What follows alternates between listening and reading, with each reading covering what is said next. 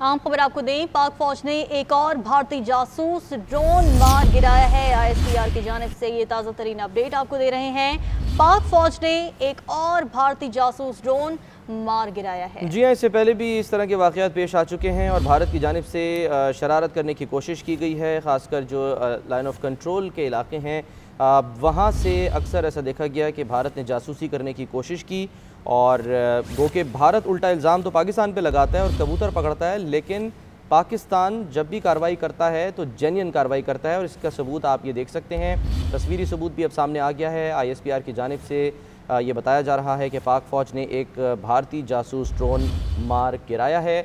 इसी पर हम बात करेंगे। Ejaz Ahmad, deputy bureau chief Islamabad, हमारे साथ मौजूद हैं। एजाज़, बताइएगा इस ड्रोन से मुतालिक क्या मज़ीद बताया गया? ISPR की जानिब से रिकॉर्डिंग की जा रही थी इसके ज़रिए और जासूसी करने की कोशिश की जा रही थी?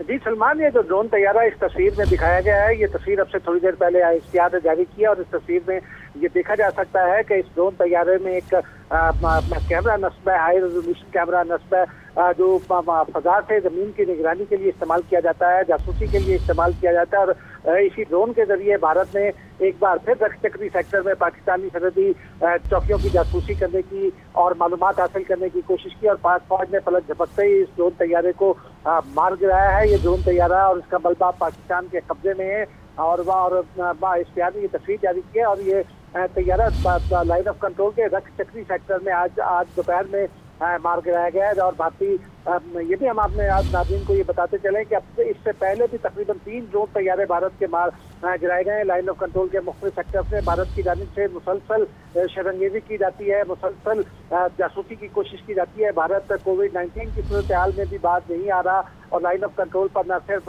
कशीदगी पैदा कर रहा है बल्कि अपनी जासूसी की सरगर्मियां भी जारी रखेगा और पाक फौज हमेशा भारत की इन कोशिशों को नाकाम बनाती है। आज भी भारतीय ड्रोन, जिसे क्वाडकॉप्टर कहा जाता है। एजाज, ये बताइए कि किस जानिब जो है वो इशारे किए जा रहे हैं? ये वजह यह है कि एक तरफ हुकूमत और ख़ासकर इमरान खान साहब बार बार कह रहे हैं कि भारत कोई फॉल्स फ्लैग ऑपरेशन कर सकता है। एक तरफ इन खदशात का इजहार, दूसरी तरफ इस तरह के जो जासूसी आलात जो भारत भेज रहा है वो पकड़े जा रहे हैं। तो ये किस जानिब इशारे मिल रहे हैं?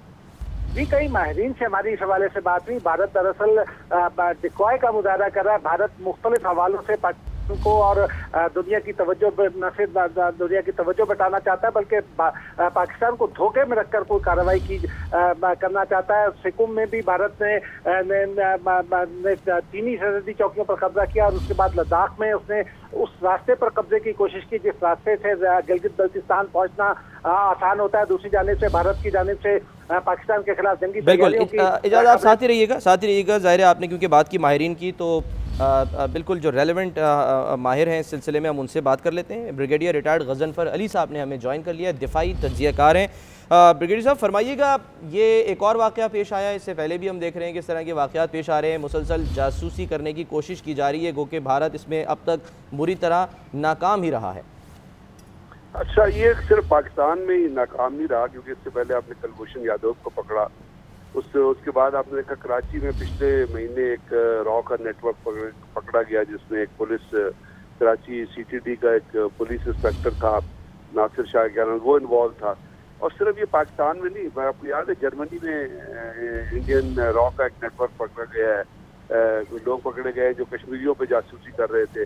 इसी तरह एक दो ममालिक और हैं जहाँ पे इंडिया की जो ये नेटवर्क के लोग जो हैं वो पकड़े गए। और आपने देखा पिछले दिनों अफगानिस्तान के अंदर जो रॉ का चीफ था, जो NDS का जो चीफ था, वो एक दहशतगर्दों से जिनको उन्होंने पाकिस्तान में दहशतगर्दी के लिए भेजना था, उनसे मुलाकात करके आता, तो वो और उसके साथ जितने गार्ड थे उनको रास्ते में वो टारगेट हुए और वो जहन्नुम वासिल हुए। तो ये रिपीटेडली चीज़ें सामने होती हैं, लेकिन बेशर्मी को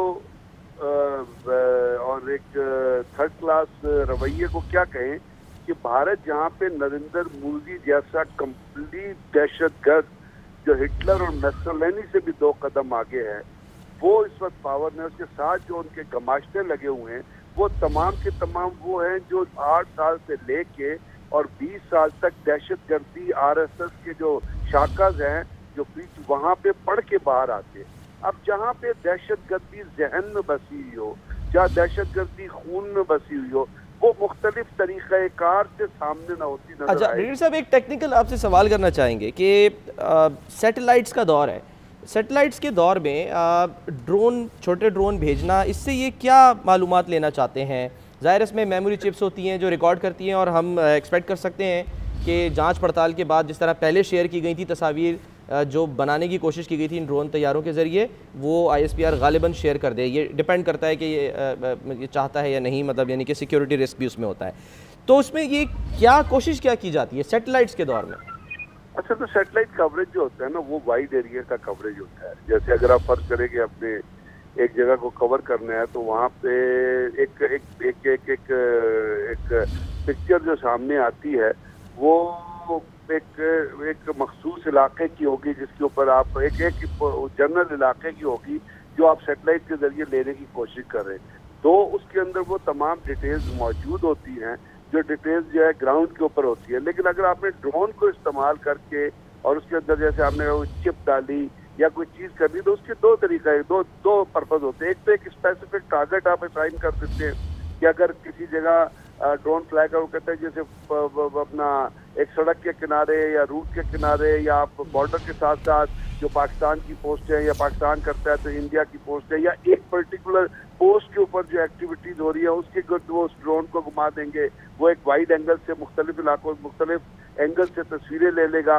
तो उसको उसका फायदा तो उस सेक्टर कमांडर को, या मूवमेंट आप कंट्रोल करना चेक करना चाहते हैं, या आप जैसे अगर आप फर्ज करें हम पाकिस्तान इंडिया की स्पेसिफिक एग्जांपल ले लेते हैं, तो उनके जहन में तार जैसे पाकिस्तान और इंडिया के दरमियान बाउंड हुआ है, अपना एक 13-14 फुट की जो है वो तार लगी हुई है जिसके अंदर फिर गेट बने हुए हैं।